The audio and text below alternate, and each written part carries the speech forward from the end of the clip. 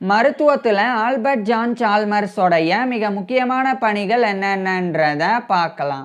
Albert John Chalmers ஒரு British physician, அதாவது மருத்துவர். இவர் 1870 மார்ச் 28 அன்னைக்கு இங்கிலாந்துடைய கிரேட்டர் மான்செஸ்டரில் இருக்கிற மான்செஸ்டரில் பிறந்தாங்க. இவர் 1890ஆம் ஆண்டு அந்த இங்கிலாந்துடைய மெர்சி சைடில் இருக்கிற லிவர்பூலோடைய யூனிவர்சிட்டி ஆஃப் லிவர்பூலில் மருத்துவ படிப்பை முடித்தாங்க. அதைத் தொடர்ந்து ஆல்பர்ட் ஜான் சால்மர்ஸ் மருத்துவ பயிற்சியை பெற்று ஒரு மருத்துவர் ஆனாங்க. இந்த நிலையில் 1897ஆம் ஆண்டு வெஸ்ட் ஆப்பிரிக்கன் மெடிக்கல் சர்வீஸில் இவர் ஒரு அசிஸ்டன்ட் கொலோனியல் சர்ஜனாக நியமிக்கப்பட்டு வெஸ்ட் ஆப்பிரிக்காவில் இருக்கிற கானாவுக்கு அனுப்பப்பட்டாங்க. அன்றைய காலத்திலெல்லாம் கானாவானது கோல்ட் கோஸ்ட் பிரிட்டிஷ் காலனியாக இருந்தது. அங்கே போனதுக்கப்புறமா அங்கிருந்த மக்களுக்கு, பிரிட்டிஷ் படை வீரர்களுக்கு, அதிகாரிகளுக்கெல்லாம் இவர் மருத்துவ சிகிச்சைகளை கொடுத்து வந்தாங்க. அந்த கானா அப்படின்ற கண்ட்ரியினுடைய ஒரு பகுதியாக அசாந்தி ரீஜனானது இருக்குது. அந்த பகுதியை சார்ந்த அசாந்தி மக்கள், பழங்குடியின மக்கள் அவங்களுடைய சிம்பிள் ஆஃப் பவரா, அதாவது அதிகாரத்தின் சின்னமாக ஒரு கோல்டன் ஸ்டூல் அப்படின்ற தங்க நாற்காலியை வழிபட்டு வந்தாங்க. அந்த கோல்டன் ஸ்டூலானது அவங்களுடைய கலாச்சார அடையாளமாகவும் பார்க்கப்படுது. அப்பேற்பட்ட அந்த கோல்டன் ஸ்டூலை அடையணும் அப்படின்ற எண்ணம் பிரிட்டிஷ் அரசாங்கத்துக்கு ஏற்பட்டது. இதன் காரணமாக அப்போதைய கவர்னராக இருந்த ஃப்ரெடரிக் மிச்சல் ஹாட்சன் அப்படின்றவர், அவர் போய் அந்த அசாந்தி மக்கள்கிட்ட அவங்களுடைய கோல்டன் ஸ்டூலை கேட்குறாங்க. ஆனால் அந்த மக்கள் அதை ஒத்துக்கலை. அதுக்கப்புறம் பெரிய பிரச்சனை வருது. அதனால் 1900ஆம் ஆண்டு குமாசி அப்படின்னு சொல்லி ஒரு சிட்டி இருக்குது. இது கானால தான் இருக்குது. அந்த குமாசி அப்படின்ற சிட்டியில் இருந்த ஒரு பெரிய கோட்டை, அந்த கோட்டைக்குள்ளே பிரிட்டிஷ் படை வீரர்கள், அதிகாரிகள் எல்லாம் இருந்தப்போ அந்த கோட்டையை அசாந்தி மக்கள் சுற்றி வளைக்கிறாங்க. சுற்றி வளைச்சு தாக்க ஆரம்பிச்சிருந்தாங்க. இது 1900ஆம் ஆண்டு மார்ச் மாதம் தொடங்கியது. கரெக்டாக சொல்லணும்னா 1900ஆம் ஆண்டு மார்ச் 28 அன்னைக்கு, அதாவது ஆல்பர்ட் ஜான் சால்மர்ஸ் பிறந்து கரெக்டாக அவருடைய 30வது பிறந்த நாள். ஸோ அப்போ தான் அந்த போரானது தொடங்கியது. ஸோ அது வார் ஆஃப் கோல்டன் ஸ்டூல் அப்படின்னு அழைக்கப்படும். ஏன்னா தங்க நாற்காலிக்காக தான் அந்த ஒரு பெரிய போரே தொடங்குது. அந்த பழங்குடியின மக்கள் அவங்களுடைய உரிமையை விட்டு கொடுக்க மாட்டோம் அப்படின்னு அந்த கோட்டையை சுற்றி வளைச்சு தாக்க ஆரம்பிக்கிறாங்க. அப்போ கோட்டைக்குள்ளேயே நூற்றுக்கணக்கான பிரிட்டிஷ் இருக்க வேண்டிய நிலைமை ஏற்படுது. வேறு வழி இல்லை, அங்கேயே இருந்தாங்க. ஆனால் காலப்போக்கில் ஒரு 3 மாதம் போக போக உணவு கிடைக்காம போக ஆரம்பிக்குது, சரியாக தண்ணியும் கிடைக்காம போக ஆரம்பிக்குது. இந்த மாதிரி நிலைமையெல்லாம் இருந்தது.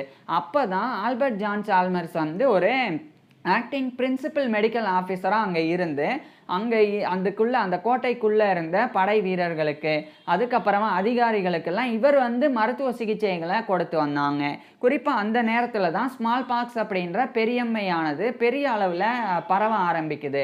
ஸோ நிறைய பேர் இந்த பெரியம்மையினால் இறக்கவும் செய்கிறாங்க. அப்படியான சூழ்நிலையில் ஆல்பர்ட் ஜான் சால்மர்ஸ் உள்ளே இருந்த அந்த கோட்டைக்குள்ளே இருந்த அத்தனை பேரையும் பார்த்துக்க ஆரம்பிக்கிறாங்க. குறிப்பாக சில விஷயங்களை இவர் பண்ணாங்க. அந்த இடத்துலலாம் எலிகள், தவளைகளெல்லாம் பிடிச்சு சாப்பிட வேண்டிய நிலைமை ஏற்பட்டது. அப்போ குடிக்கக்கூடிய குடிநீர் சுத்தமாக இருக்கணும் அப்படின்னு அதை சுத்தப்படுத்துறதுல ஆரம்பித்து பல விஷயங்கள் இவர் பண்ணாங்க. அதுக்கப்புறம் யாராவது நோய்வாய்ப்பட்டால் அவங்கள கோட்டைக்குள்ளேயே தனிமைப்படுத்தி அவங்களுக்கு தனியாக சிகிச்சை கொடுத்து வந்தாங்க. இதெல்லாம் அபாரமான ஒரு விஷயமா இருந்தது. அதுக்கப்புறம் உணவு கிடைக்காம போக போக வேற வழி இல்லை, எப்படியாவது தப்பிச்சு போயிடணும் அப்படின்னு சொல்லி முடிவு செஞ்சு அந்த 1900ஆம் ஆண்டு ஜூன் மாதத்தில் அங்கேருந்த கொஞ்சம் பேர் அப்படியே கிளம்பி காட்டு வழியாக ராத்திரி கிளம்புறாங்க. அப்படி கிளம்புன அதில் ஆல்பர்ட் ஜான் சால்மர்ஸும் இருந்தாங்க. ஸோ அப்படி கிளம்பி காட்டு வழியில் போகும்போதே அந்த பழங்குடியின மக்கள்னால நிறைய பேர் தாக்கப்பட்டாங்க. அப்படி தாக்கப்பட்ட நிறைய பிரிட்டிஷ் அதிகாரிகளுக்கு, படை வீரர்களுக்கெல்லாம் கூட ஆல்பர்ட் ஜான் சால்மர்ஸ் ரொம்ப தைரியமாக அந்த காட்டில் இருந்து நிறைய அந்த சிகிச்சையெல்லாம் கொடுத்தாங்க. இது எவ்வளோ பெரிய விஷயம்னா, இவர் சிகிச்சை கொடுத்துட்டு இருக்கும் போதே நிறைய பேர் இவரை கொல்றதுக்கும் வாய்ப்பு இருந்தது. அப்படி இருந்த போதும் ரொம்ப தைரியமாக இருந்து அவருடைய கடமையை அவர் ரொம்ப சிறப்பாக செஞ்சாங்க. அதுக்கப்புறம் ஒரு வழியாக 1900ஆம் ஆண்டு செப்டம்பரில் மற்ற பிரிட்டிஷ் படையினர் போய் அந்த கோட்டையை சுற்றி வளைச்சு அங்கிருந்த பழங்குடியின மக்களை மிஷின் கன்னை வச்சு சுட்டு கொன்னுடுறாங்க. அதுக்கப்புறமா அந்த போர் வந்து முடிவடையுது. இதில் ஒரு ஆச்சரியமான விஷயம் என்னன்னா, போரில் ஜெயிச்சது வந்து பிரிட்டிஷ் தான். ஆனால் அந்த தங்க நாற்காலி எங்கே வச்சிருக்கிறாங்க இந்த பழங்குடியின மக்கள் அப்படின்றத கண்டுபிடிக்கவே முடியல. ஏன்னா அந்த மக்கள் வந்து அடுத்து அதை ஒளிச்சு வச்சுருந்தாங்க. அடுத்து பல ஆண்டுகள் தேடி கூட அந்த அரசாங்க பிரிட்டிஷ் எம்பையர்னால அதை வந்து கண்டுபிடிக்கவே முடியல. ஆனால் அது பிற்காலத்தில் கண்டுபிடிக்கப்பட்டது. அது எப்போ அப்படின்றத லாஸ்ட்டாக சொல்கிறேன். இது ஒரு பக்கம் இருக்க. அந்த செப்டம்பர் வரைக்கும் நடந்த போரில் ஆல்பர்ட் ஜான் சால்மர்ஸோடைய பங்களிப்பு மிகப்பெரியதாக இருந்தது மருத்துவ சிகிச்சை கொடுக்கறதுல. இதனாலேயே இவர் வந்து அசாந்தி மெடல் அண்ட் கிளாஸ் அப்படின்ற கௌரவத்தை வந்து பெற்றாங்க. அது மட்டும் இல்லாமல் அந்த போர் முடியும் போது டிஸ்பேச்சஸ் அப்படின்னு ஒன்று நடக்கும். அது வந்து ஒரு பட்டியல் வெளியிடுவாங்க. அந்த பட்டியலில் யார் யாரெல்லாம் படை வீரர்கள் மருத்துவர்கள் எல்லாம் சிறப்பாக செயல்பட்டாங்களோ அவங்களுடைய பேர்கள் அதில் இடம்பெறும். ஸோ அதில் வந்து ஆல்பர்ட் ஜான் சால்மர்ஸோடைய பேர் இடம்பெற்றது. அதுக்கப்புறம் 1901 இந்த காலகட்டத்தில் தான் இவர் வந்து சிலோனுக்கு வந்து அனுப்பப்படுறாங்க. இந்த சிலோன் அப்படின்றது தான் இன்றைய காலகட்ட ஸ்ரீலங்கா. ஸோ இவர் வந்து ஸ்ரீலங்காவில் இருக்கிற கொலம்போக்கு போய் அங்கிருந்த கொலம்போ மெடிக்கல் காலேஜில் ஒரு ரெஜிஸ்ட்ரார் அண்ட் லெக்சரர் ஆன் பெத்தாலஜியாக வந்து பணியாற்ற தொடங்கினாங்க. இப்போ இந்த கொலம்போ மெடிக்கல் காலேஜ் அது இன்றைய காலகட்டத்தில் யூனிவர்சிட்டி ஆஃப் செலோனா வந்து மாறி இருக்கு. செலோன் யூனிவர்சிட்டி காலேஜ் கூட இணைஞ்சு யூனிவர்சிட்டி ஆஃப் செலோனா வந்து மாறி இருக்கு. ஸோ அங்கே தான் இவர் வந்து பெத்தாலஜியை கற்பித்து வந்தாங்க. பெத்தாலஜி அப்படின்னா நோயியல் அப்படின்றது நோயினுடைய தன்மை, நோய்களை ஏற்படுத்தக்கூடிய கிருமிகள் அது பற்றிலாம் படிக்கிறது தான். ஸோ அதை இவர் வந்து அங்கே இலங்கையில் மருத்துவ மாணவர்களுக்கு கற்பிக்க தொடங்கியிருந்தாங்க. குறிப்பாக அந்த காலத்துலலாம் ஸ்ரீலங்காவை பொறுத்த வரைக்கும் பெரிய அளவில் இந்த மருத்துவ கல்வி வந்து எடுத்து செல்லப்படலை. அது சாதாரணமான ஒரு கல்வியாக தான் இருந்தது. ஸோ அதை இவர் வந்து முன்னேற்றத்துக்காக பல நடவடிக்கைகளை மேற்கொண்டு அந்த கொலம்போ மெடிக்கல் காலேஜில் மிகப்பெரிய அளவில் இவர் வந்து மருத்துவ மாணவர்களுக்கு மருத்துவ கல்வியை வந்து மேம்படுத்தி கொடுக்க ஆரம்பிக்கிறாங்க. இந்த நிலையில் 1907 இந்த காலகட்டத்தில் அந்த சிலோன் பிரான்ச், அதாவது பிரிட்டிஷ் மெடிக்கல் அசோசியேஷனுடைய சிலோன் பிரான்ச்சுக்கு இவர் வந்து பிரசிடெண்டாகவே நியமிக்கப்பட்டாங்க. அந்தளவுக்கு முக்கியத்துவம் வாய்ந்த வேலையை இவர் வந்து செஞ்சுருந்தாங்க. இதே நிலையில் இவர் வந்து பல்வேறு ஆராய்ச்சிகளையும் ஈடுபட்டு வந்தாங்க. குறிப்பாக அந்த நேரத்துலலாம் பெலக்ரா அப்படின்ற ஒரு நோய் வந்து இலங்கையில் இருந்த நிறைய மக்கள் வந்து இறந்து போயிட்டே இருந்தாங்க. இந்த பெலக்ரா அப்படின்ற நோயானது வந்தால் தோலில் வந்து தடிப்பாகும், தோலில் வந்து பாதிப்பு ஏற்படும், வயிற்றுப்போக்கு ஏற்படும், மூளை பாதிப்பு ஏற்படும், உயிரிழப்பும் நிகழும். இந்த அளவுக்கு மோசமானது தான் இந்த பெலக்ரா அப்படின்றது. அப்பேற்பட்ட அந்த பெலக்ராவானது மிகப்பெரிய அளவில் பாதிப்பை ஏற்படுத்திகிட்டே இருந்தது. இந்த பாதிப்பு ஏன் ஸ்ரீலங்காவில் இருக்கக்கூடிய மக்களுக்கு ஏற்படுது அப்படின்னு சொல்லி இவர் வந்து ஆராய்ச்சி செஞ்சு வந்தாங்க. அப்படி ஆராய்ச்சி செஞ்சு வரும்போது ஒரு விஷயத்தை கவனிக்கிறாங்க. இந்த மக்கள் வந்து அதிகமாக சோளத்தை மட்டும் வந்து சாப்பிட்றாங்க. அப்போ வந்து உணவு பஞ்சம்லாம் இருந்தது. ஸோ அதனால் அரிசி சார்ந்த உணவுகள் பெருசாக காய்கறிகள் எல்லாம் எடுத்துக்காம 3 வேளையும் சோளத்தை வந்து சாப்பிட்றது அந்த மாதிரி இருந்தாங்க. சோளத்தை பொறுத்த வரைக்கும் இந்த ஒரு குறிப்பிட்ட சத்து வந்து அதில் கம்மியாக இருக்குது. இப்போ உதாரணத்துக்கு பெலக்ரா அப்படின்றது ஒரு டெஃபிஷியன்சி தான், ஒரு குறைபாடு நோய் தான். எப்படி அப்படின்னா நம்மளுடைய உடம்புல நிக்கோட்டினிக் ஆசிட் அப்படின்றது ரொம்ப முக்கியம். அதே மாதிரி விட்டமின் B3 ரொம்ப முக்கியம். இது ரெண்டுமே வந்து குறைவு ஏற்பட்டால், இதில் ஏதாவது ஒன்று குறைவு ஏற்பட்டால் தான் இந்த பெலக்ரா நோயானது ஏற்படும். இப்போ பொதுவாக நம்ம சாப்பிடக்கூடிய அரிசி காய்கறிகள்லாம் இது வந்து இருக்கும். ஸோ அதனால் நமக்கு பெருசாக வந்து பாதிப்பு ஏற்படாது. ஆனால் சோளத்தில் இந்த விட்டமின் B3 ஆனது பவுண்டடாக இருக்கும். அது வந்து பெருசாக நம்மளுடைய உடம்புனால அதை வந்து எடுத்துக்க முடியாது. சோளத்தில் இருந்து விட்டமின் B3யை வந்து எடுத்துக்க முடியாது, நம்மளுடைய உடம்பு சிரமப்படும். அதனாலேயே சோளத்தை மட்டுமே அந்த மக்கள் சாப்பிட்டு வர்றனால அவங்களுக்கு வந்து இந்த பெலக்ரா அப்படின்ற பாதிப்பு ஏற்படுது அப்படின்றத இவர் புரிஞ்சுக்கிட்டு அதுக்கப்புறம் அந்த பிரிட்டிஷ் காலனி தான் அப்போ ஸ்ரீலங்காவில் இருந்தனால அரசாங்கத்துக்கு தெரிவித்து மற்ற உணவுகளையும் அந்த மக்களுக்கு கிடைக்கும்படி செஞ்சாங்க. ஸோ அதுக்கு இவர் வந்து ரொம்ப முக்கிய காரணமாக இருந்தாங்க. அதன் மூலமாக பெலக்ரா அப்படின்ற நோய் வந்து குறைய ஆரம்பிக்குது. இதே இவர் ஆப்பிரிக்காலையும் பண்ணியிருந்தாங்க. இது ஒரு பக்கம் இருக்க, டிராபிக்கல் மெடிசன் சார்ந்து இவர் வந்து ஒரு புக்கை எழுதணும் அப்படின்னு முடிவு செய்கிறாங்க. ஏன்னா பொதுவாக இவங்க வாழ்கிறதெல்லாம் ஈரோப்புக்கும் அதே மாதிரி ஆப்பிரிக்கா, ஆசியா இந்த பகுதிக்கும் வந்து பெரிய வித்தியாசம் இருக்கு. இந்த பகுதியிலலாம் அதிகமா வெயில் அடிக்கும். ஸோ வெப்பமண்டல சூழல் தான் வந்து இந்த இடங்கள்லலாம் இருக்கும். இந்தியா, ஸ்ரீலங்கா, ஆப்பிரிக்காலலாம். அதனால ஈரோப்ல இருக்கக்கூடிய நோய்களுக்கும், இந்த இடங்கள்ல இருக்கக்கூடிய நோய்களுக்கும் வித்தியாசம் இருக்கு. அப்ப ஈரோப்ல தான் நெறைய மருத்துவர்கள் வந்து அந்த பிரிட்டிஷ் காலனி தரப்பிலருந்து இங்கலாம் இருந்தாங்க. ஸ்ரீலங்கா, இந்தியா, அதுக்கப்புறம் வந்து ஆப்பிரிக்காலாம். அவங்களால புதிய புதிய நோய்கள எப்படி சமாளிக்கணும் அப்படின்னு தெரியாம இருந்தது. ஏன்னா, அதுநாள் வரைக்கும் அவங்க இந்த மாரி வெப்பமண்டல நோய்கள் எல்லாம் பெருசா வந்து பார்த்ததே கிடையாது. அவங்க படிச்சதெல்லாம் அவங்க ஈரோப்ல படிச்சிருக்கிறாங்க. அங்க இருக்கக்கூடிய நோய்கள் பற்றி தான் அதிகம் படிச்சிருந்தாங்க. அதனால அவங்களுக்கு விழிப்புணர்வை ஏற்படுத்தணும், அவங்களுக்கு கற்பிக்கணும். பிரிட்டிஷ் மருத்துவர்களுக்கு கற்பிக்கணும் அப்படின்றதுக்காக, இவர் வந்து ஒரு புக்க எழுதணும் அப்படின்னு தொடங்கினாங்க.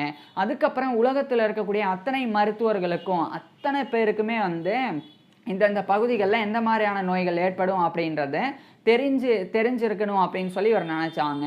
அப்ப இவரும் அதே மாதிரி ஆல்டோ காஸ்டலானி அப்படின்ற இட்டாலிய சேர்ந்த ஒரு நோயியல் நிபுணர் மற்றும் நுண்ணுயிரியலாளர். அவரும் இந்த 2 நபர்களும் இணைஞ்சு 1910ஆம் ஆண்டு மேனுவல் ஆஃப் டிராபிக்கல் மெடிசன் அப்படின்ற ஒரு தலைசிறந்த புத்தகத்தை எழுதி வெளியிட்டாங்க.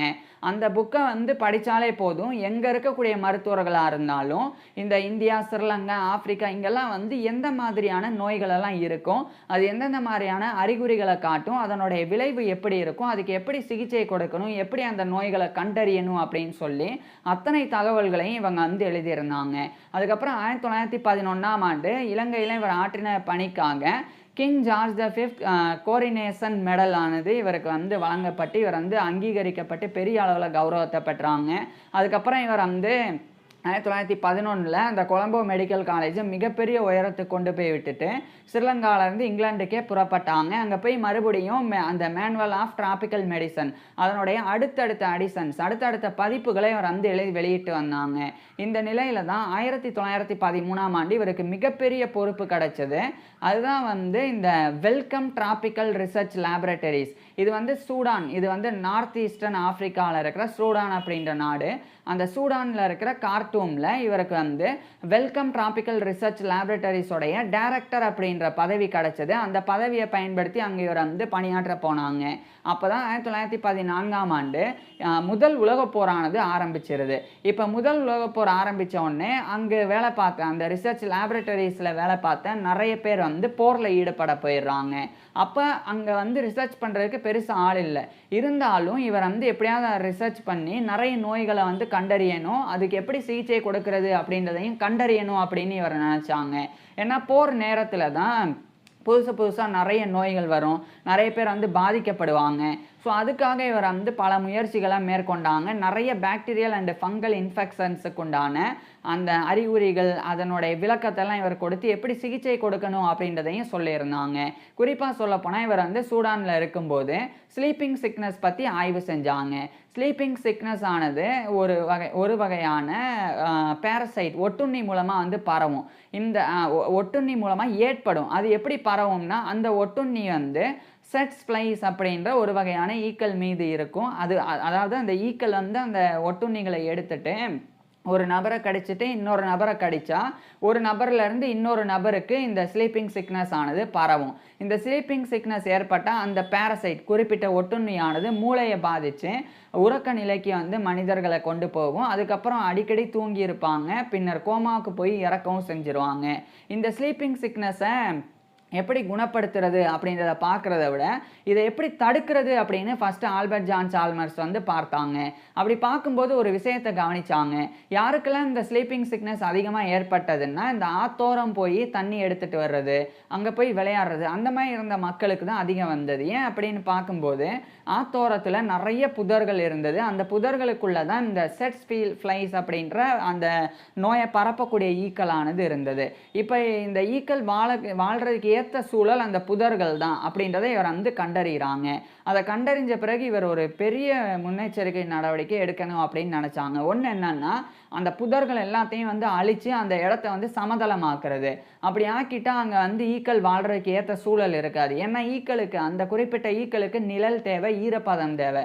அது ரெண்டுமே அங்கே புதர்கள் அழிக்கப்பட்டா இருக்காது, வெயில் மட்டுமே இருக்கும். அப்போ அந்த ஈக்களினுடைய முட்டைகளும் அழிஞ்சு போகும். இந்த ஒரு விஷயம் இவருக்கு தெரிஞ்சிருந்தது. அதனால இதை வலியுறுத்துறாங்க. அதன் மூலமா அந்த ஆத்தோரம் இருக்கக்கூடிய அந்த புதர்கள் எல்லாத்தையும் வெட்டி நீக்குறாங்க.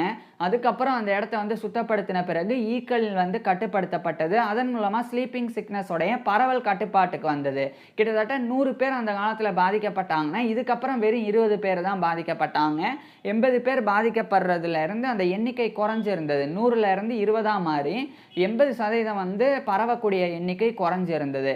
அதுக்கப்புறம் அதுக்கு ஆன்டிமோனி அப்படின்ற ஒரு மருந்த வந்து ஸ்லீப்பிங் சிக்னஸ் வந்தவங்களுக்கு குணப்படுத்துறதுக்கு இவர் பயன்படுத்தினாங்க. இப்படி பல்வேறு விஷயங்களை இவர் வந்து போர் நேரத்திலையும் வந்து செஞ்சு வந்தாங்க. செஞ்சு அந்த வெல்கம் டிராபிக்கல் ரிசர்ச் லேபரேட்டரிஸை ஒரு டைரக்டராக இருந்து மிகப்பெரிய அளவுக்கு வளர்த்தாங்க. பின்னர் 1918 முதல் உலகப் போர் முடிவடைஞ்சது. 1920 இவர் வந்து ஓய்வு பெறணும் அப்படின்னு சொல்லி முடிவு செஞ்சு இவருடைய ஒய்ஃபோட பிரிட்டிஷ் இந்தியா, அப்போதைய பிரிட்டிஷ் இந்தியாவுக்கு கிளம்பினாங்க. அப்போ தான் 1920 ஏப்ரல் 5 அன்னைக்கு இவருடைய 50 வயசில் துரதிர்ஷ்டவசமாக இவர் வந்து இறந்து போயிடுறாங்க. இவர் வந்து ஆல்பர்ட் ஜான் சால்மர்ஸ் வந்து இறந்து போயிட்டாலும் டிராபிக்கல் மெடிசனில் இவர் ஆற்றின பங்களிப்பானது ரொம்ப ரொம்ப முக்கியத்துவம் வாய்ந்ததாக இன்று வரை பார்க்கப்படுது. ஸோ இப்பேற்பட்ட நபர் வந்து இவருடைய ஜூனியர் ஸ்டூடெண்ட்ஸுக்கும் ஜூனியர் ரிசர்ச்சர்ஸுக்கும் நிறைய விஷயங்களை கற்பித்திருந்தாங்க. ஸோ இவரை பற்றி நீங்கள் என்ன நினைக்கிறீங்க அதை கீழே கமெண்ட்ஸில் சொல்லுங்கள். அதேமாதிரி இவரை கௌரவிக்கும் விதமாக இங்கிலாந்துடைய லண்டனில் இருக்கிற royal society of tropical medicine and hygiene அவங்க தரப்பில் இருந்து சால்மர்ஸ் மெடல் அப்படின்னு சொல்லி ஒரு பதக்கத்துக்கு இவருடைய பேரிட்டு அந்த பதக்கத்தை வருஷம் வழங்கி வராங்க. ஸோ அந்த பதக்கத்தின் மூலமாக இவர் இறந்திருந்தாலும் அந்த பதக்கத்தின் மூலமாக இன்று வரை நினைவில் கொள்ளப்படுறாங்க. ஸோ இந்த ஆல்பர்ட் ஜான் சால்மர்ஸோடைய ஃபுல் லைஃப் ஹிஸ்ட்ரியை நான் ஏற்கனவே பேசியிருக்கேன். அதை பார்க்குறதுக்கு கீழே டிஸ்கிரிப்ஷனில் லிங்க் கொடுத்துருக்குறேன், கட்டாயமாக பாருங்கள். அது மட்டும் இல்லாமல் நான் ஏற்கனவே இப்போ நான் பேசின எல்லா விஷயங்களையுமே டெக்ஸ்டாகவே எழுதி டிஸ்கிரிப்ஷனில் கொடுத்துருக்குறேன். வேணும்னா அதையும் வந்து படித்து பார்க்கலாம். தேங்க்யூ.